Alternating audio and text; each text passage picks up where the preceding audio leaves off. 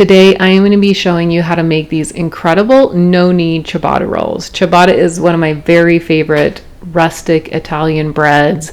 It's time consuming, yes, it's an overnight bread, but that chewy texture and the open, airy crumb is just to die for.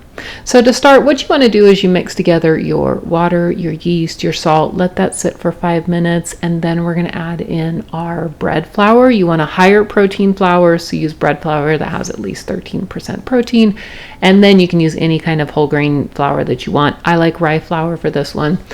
Mix it all together. You can see I'm just using a bowl and a spoon. That's it. We want to mix it together until everything is well incorporated, and then we're going to cover this with saran wrap and let it sit for 30 minutes. This is going to hydrate our flour before we start this series of stretches and folds. Now you can spray your hands with pan release if you want, or use oil, but I like to dip it in water. This is a high hydration dough. You can see this. The first stretch and pull is tricky to do. You're not going to be able to stretch it very far.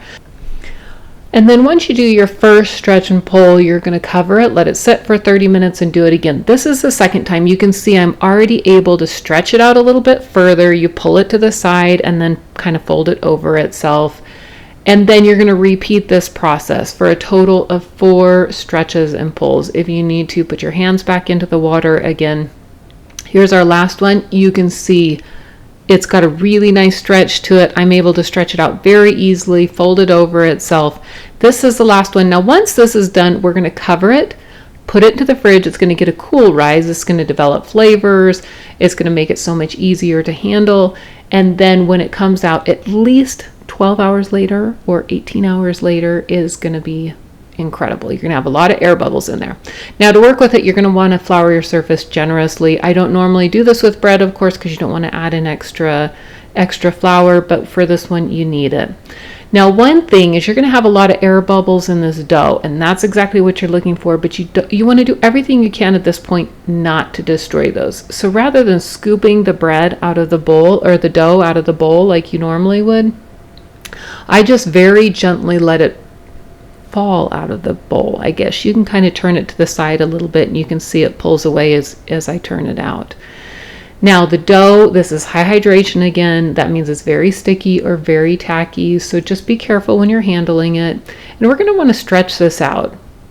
I do mine about 12 inches by 18 inches. You can do it any size that you want, really. And then we're going to take a bench knife. Aren't those beautiful bubbles in there? We're going to take our bench knife and we're going to cut this down to the size of rolls that we want.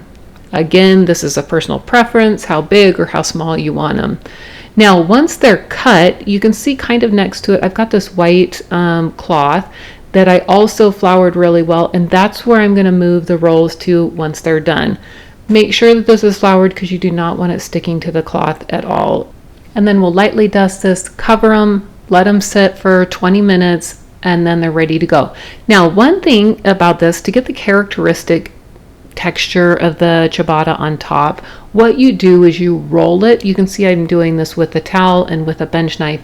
You roll it carefully onto the bench knife and then onto your pan. You can see that they already have the streaks that are kind of very common to ciabatta, and that's the way that you do it. Now, I also have a cast iron pan that's been preheating in the oven as well, and I'm going to add some water to this. Be careful, of course, because it pops, but that's what you want. You want that steam. And then we're going to put the rolls right into it. So steam plus the hot oven, give it that beautiful rise. You're going to want to bake these until they're golden brown. It's a little tricky to tell, of course, with all the flour on the top, but you can see it on the sides when they're done. Now, all the directions, the measurements, the ingredients, they're going to be in the description as well. This is what it looks like once it's finished. It is perfect. It has the chewy texture that you're looking for, and I love that open crumb. Makes the best sandwiches.